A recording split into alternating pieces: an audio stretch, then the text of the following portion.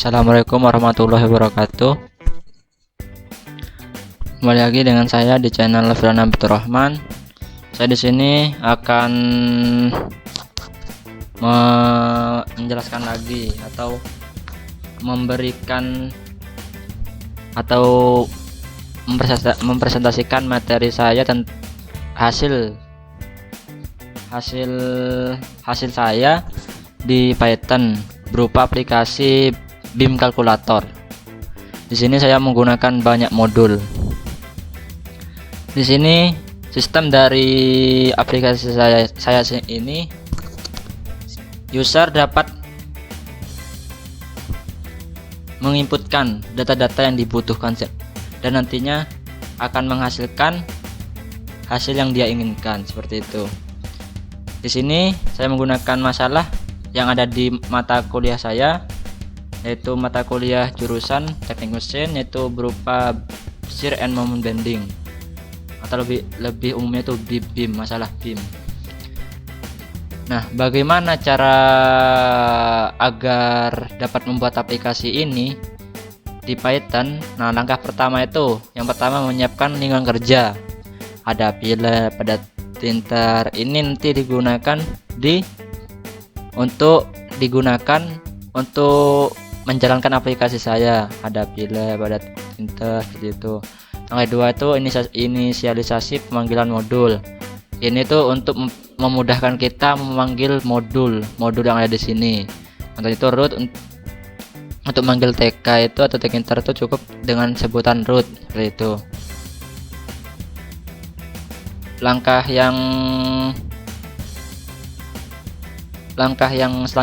selanjutnya itu ada, yaitu mengatur tampilan dari kanvas ini. Yang pertama itu ada mengatur judulnya. Saya beri root title ini untuk menamai dari aplikasi saya. Saya beri nama BIM kalkulator. Bagaimana cara memberi namanya? Yaitu menggunakan modul Thinter yang title. Udah gitu, saya ingin di kanvas saya itu ada kata-kata simple supported BIM with point load. Nah, bagaimana caranya? Yaitu cukup menggunakan modul Thinter.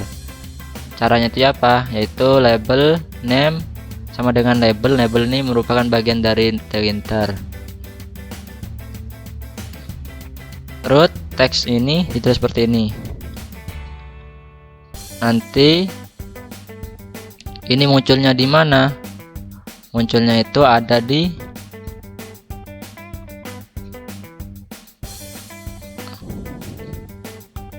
ada di row 1, kok ada di baris 1, kolom baris 0, kolom 0. Langkah selanjutnya itu mempersiapkan kelas variabel yang nanti diproses. Kan di Thinter sendiri ada banyak kelas variabel. Ada string var, ada integer var. Nah, masih banyak yang lain. Saya menggunakan kelas variabel yang integer var, berupa integer. Jadinya load, length, AX ini nanti inputan dari user.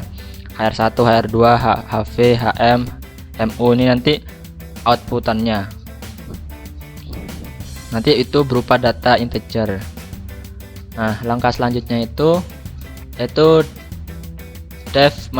pendefinisian untuk memproses inputan. Nah, dev image ini untuk memberikan gambaran awal kepada si user untuk menentukan besar dari data-data yang dia inputkan, atau sebagai gambar patokan yang mana tuh P, yang mana ini kan banyak, ada load itu apa, load itu P itu atau gayanya tuh di mana sih, kayak apa. Nah, di sini nanti ada gambar yang mewakilkan aplikasi ini. P itu di sebelah mana, P itu ya apa posisinya di mana di BIM itu. Nah, nanti bisa lihat BIM ini. Bagaimana munculkan dev image ini? Ini kan berupa patokan. Bagaimana cara munculkan image ini biar si user tidak bingung? Nah, itu dev image itu akan jalan apabila si user itu menekan tombol grab it. Nah, ini kan saya sudah melakukan di sini inisialisasi kan. Di bagian inisialisasi bagian-bagian inputan ada my button sama dengan button root text grab it. Nah, jadinya pada saat si user menekan grab it, nah ini aplikasi saya akan, codingan saya akan menjalankan perintah yang ada di dev image atau command img. Perintahnya itu apa? Yaitu mengambil gambar yang ada di belajar Python project 3 ini yang namanya BIM PNG. Nah, dia akan memunculkan imshow, dia akan munculkan di kanvas saya dengan nama BIM figure seperti itu. Langkah selanjutnya itu definisi reset. Ya, kan pada saat si user salah menginputkan data atau ingin menginputkan data yang lain yang lebih banyak, jadinya tinggal ngereset, cukup menggunakan set load.set seperti itu. Ini pada saat dia tekan, semua data yang ada di load length AX HR1 ini akan hilang seperti itu. Bagaimana caranya si user? Ini kan berupa devnya.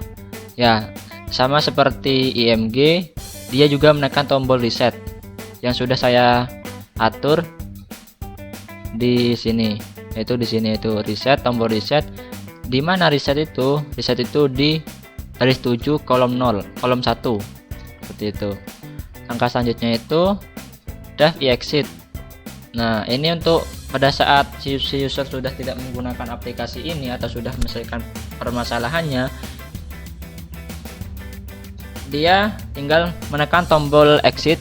Posisinya di mana sudah saya atur di bawah juga. Itu di sini exit nih. Exit, tombol namanya itu exit. Di sebelah mana exit itu? Di baris 13 kolom 2. Pada saat dia menekan tombol exit, dia akan dihadapkan oleh message box yang pertanyaannya itu seperti ini, BIM calculator, apakah dia ingin menghentikan? Jika jawabannya itu yes, maka kanvasnya itu akan hilang karena dia menjalankan perintah yang jika exit itu lebih besar 0 atau dengan kata lain yes, maka kanvas itu akan di-destroy atau rusak seperti itu, atau menghilang seperti itu.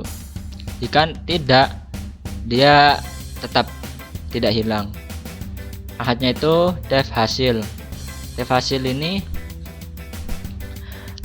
ini untuk memproses data yang diinputkan oleh si user. Nah, di sini ada dua kondisi. Langkah pertama itu dev hasil ini, yaitu item 1 sama dengan load.get. Nah, maksudnya ini itu item 1 itu dia itu mengambil data yang diinputkan oleh si user di bagian load seperti itu. Jadinya item 1 ini untuk mewakilkan data yang diinputkan oleh si user di bagian load seperti itu. Nah, yang item 2 ini mewakili data yang diambil mengambil data yang diinputkan oleh user di bagian link seperti itu. Kalau 3 itu A, 4 itu mengambil yang di bagian X seperti itu. Nah, jika sudah diambil, dia akan masuk ke pengkondisian. Jika data 4 itu atau X itu lebih kecil sama dengan A, item 4 kan lebih kecil sama dengan item 3. Dengan kata lain, X lebih kecil sama dengan A, dia akan melakukan proses ini. Ada item 7, item 8, item 9, item 10, item 11. Ini rumus-rumusnya. Untuk menentukan besar item 7 itu rumusnya seperti ini. Pada saat kondisi seperti ini, rumusnya seperti ini. Seperti itu. Nah, item 7 ini mau diletakkan di mana? Nah, item 7 itu nanti di set atau diletakkan di HR1. Atau item 7 dengan kata lain tuh berupa data HR1, output HR1. Item 8 tuh output HR2. Item 9 tuh output HV. item 10 itu output HM, item 11 itu output MU. Ini diletakkan di sini HR1 R2 seperti itu. Nah, pada saat data yang diinputkan itu atau X itu tidak sesuai sama syaratnya yang di if, dia akan melanjutkan ke elif kan lebih kecil sama dengan lawannya kan lebih besar. Nah, jika data yang diinputkan udah tidak sesuai syarat yang di if, dia akan masuk ke elif seperti itu, sama letakkannya di HR1 seperti itu. Def float selanjutnya itu pendefinisian float. Kan di sini juga ada float juga. Jika si user tuh ingin tahu float dari hasil inputannya itu bagaimana, karena biasanya di mata kuliah itu ditanya nilai, ditanya juga grafiknya seperti apa. Ini saya juga membuatkan floatnya seperti ini. Kalau yang item 1, kalau yang atas ini item 1 ke bawah ini untuk moment bending. Untuk data yang shear itu yang atas yang ini, yang 0, item 1 yang kurung buka siku ini seperti itu. Ini sama seperti dev hasil, tetap menggunakan data yang diinputkan oleh user. Karena kan di sini pada saat udah dipegang user, si user tidak tahu aplikasi, tidak tahu codingan ini, dia hanya tahu aplikasinya saja. Nah, untuk menampilkan plot sama seperti hasil, dia juga membutuhkan data-data yang diinputkan oleh si user. Jadinya dia juga mengambil data di P, di load, juga mengambil data di link, juga mengambil data A, juga mengambil data di AX seperti itu. Nanti dia diproses seperti ini, yang item 7 seperti ini. Ini untuk membuat grafik moment bending. Untuk membuat grafik shear, dia menggunakan yang di sini AX1 ini, yang panjang ke kanan seperti ini. Langkah selanjutnya itu dev enter. Ini kan ada, ini juga langkah selanjutnya ada inisialisasi bagian-bagian di inputan. Nah, maksudnya itu ya apa? Kok ada dua seperti ini?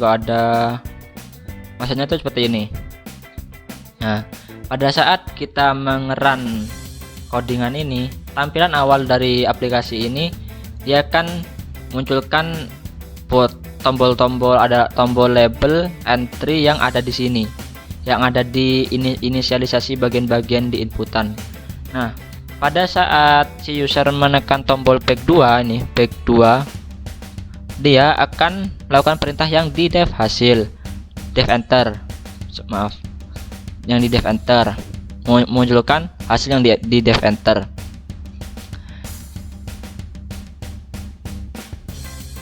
Di dev enter ini data-data yang dibutuhkan. Kalau ini kan yang dimasukkan, yang ini nanti data-data output yang dibutuhkan atau hasilnya dari yang dia inginkan, seperti itu. Hasilnya dari inputan. Ada transfer, shear, force, ada juga ada moment di jarak X, ada R1, R2, ada ultimate bending moment, distance A atau moment di jarak A, seperti itu. Dia juga ada plot ini untuk menunjukkan gambar grafik, X itu keluar, output itu untuk menunjukkan hasil perhitungan, seperti itu. Nah, agar aplikasi ini terus berjalan, maka di bawahnya ada root.main loop. Nah, ini fungsinya. Jadi aplikasi ini akan terus tampil atau akan terus ada selama si user tidak mengeluarkan atau tidak menyelesaikan atau tidak keluar, tidak menekan tombol exit atau mensilang atau mensilang seperti ini, set. Dia akan terus looping, terus berputar sampai si user menyudahi. mengakhiri aplikasi ini seperti itu. Nah, daripada bingung, mending langsung aja seperti apa sih tampilan dari aplikasi saya ini. Yang pertama tuh run modul F5. Nah, seperti ini. Salah. Ini tampilan awal dari aplikasi saya. Ada judul, ada BIM calculator, ada label, simply spotted BIM with point load, ada graph it, input. Seperti ini. Ini tampilan awal dari aplikasi saya. Graph it itu berupa apa? Graph it ini kan menjalankan perintah dev img. Pada saat kita menekan tombol graph it, nah ini merupakan gambar patokan untuk si user menginputkan data. Ada A itu di mana? Atau di sini. Tinggal lihat gambar. X itu di mana? X itu di sini. X itu jarak pemotongan BIM. Kalau A itu jarak dari kiri sampai ke gaya. Kalau X itu jarak dari kiri sampai ke BIM yang akan dipotong. Fungsi pemotongan di sini kan untuk mengetahui momen dan bending di titik itu, seperti itu. L itu apa? L itu panjangnya balok. P itu apa? Berupa gaya, seperti itu. Di saat itu untuk menghapus data-data ini, contoh ini ya, saya tekan reset, ini akan hilang semuanya. Nah, seperti itu. Back 2 itu apa? Back 2 itu untuk menampilkan yang dev, enter. Pada saat kita tekan, dia akan menampilkan data-data yang nantinya akan ditempati oleh outputan. Contoh ya, langsung aja kita masukkan data loadnya itu 200, L-nya itu 40, ini 10, ini bebas ya. Ini datanya bebas saja sesuai kebutuhan, cuma saya ini biar lebih mudah karena angkanya juga bagus. Output, jika kita tekan output, dia akan menjalankan perintah yang di dev hasil. Ini kan X lebih ke ini kan 5 lebih kecil daripada 10. Dengan kata lain X yang di sini X-nya itu lebih kecil sama dengan A. Nah, aplikasi saya ini akan benar jika aplikasi ini menjalankan codingan saya ini menjalankan perintah yang di if. Kenapa? Karena X ini datanya itu X lebih kecil daripada A atau 5 lebih kecil daripada 10. Seharusnya dia itu menjalankan perintah yang di if. Jika dia menjalankan perintah yang di if, maka aplikasi saya sudah benar. Jika dia menjalankan perintah di elif, berarti aplikasi saya salah. Coba kita tekan output. Nah, hasilnya seperti ini. Apa buktinya aplikasi saya ini menjalankan di if atau di elif? Nah, ciri utama jika R1 di sini kan item 7 itu R1, item 9 itu VX. Jika hasilnya sama, maka aplikasi saya benar. Nah, di sini FX sama dengan R1. Berarti udah sesuai dengan syarat dan dia melakukan perintah yang ada di syaratnya. X-nya kan lebih kecil daripada A. Dia melakukan perintah yang ada di if, berarti sudah benar. Seperti itu.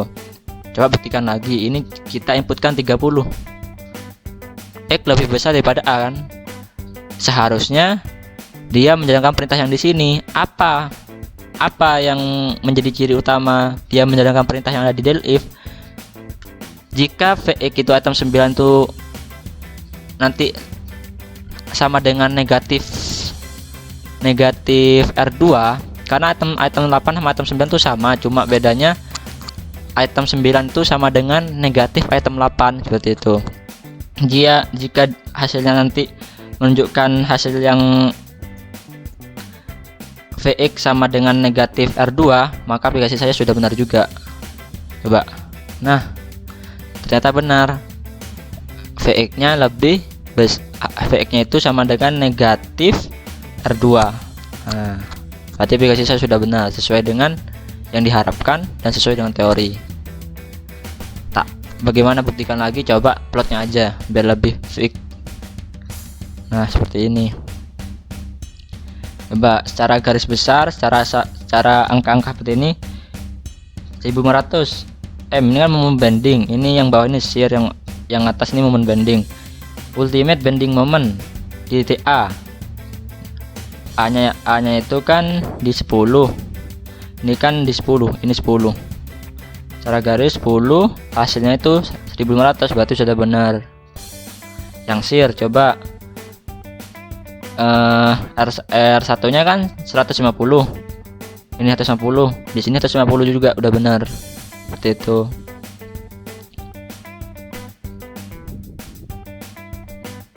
Mungkin itu saja ya.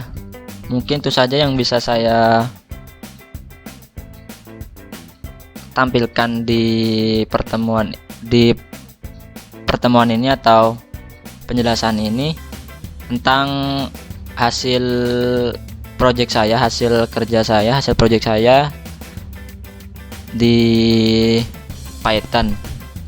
Saya membuat tim kalkulator yang mungkin masih khusus untuk kasus yang seperti ini. Mungkin insyaallah di pertemuan di lain waktu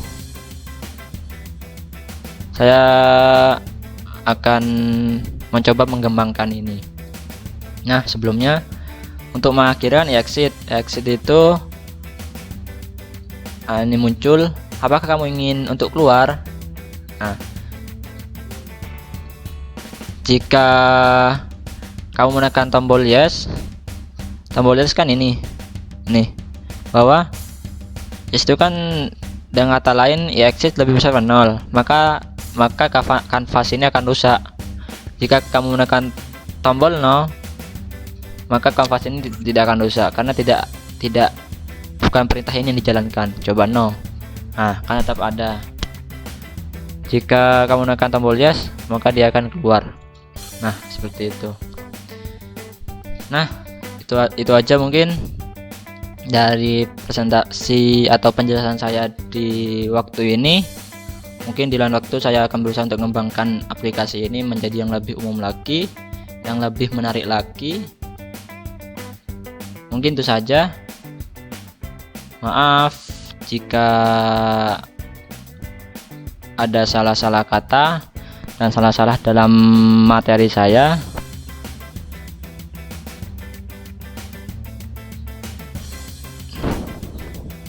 Wassalamualaikum warahmatullahi wabarakatuh.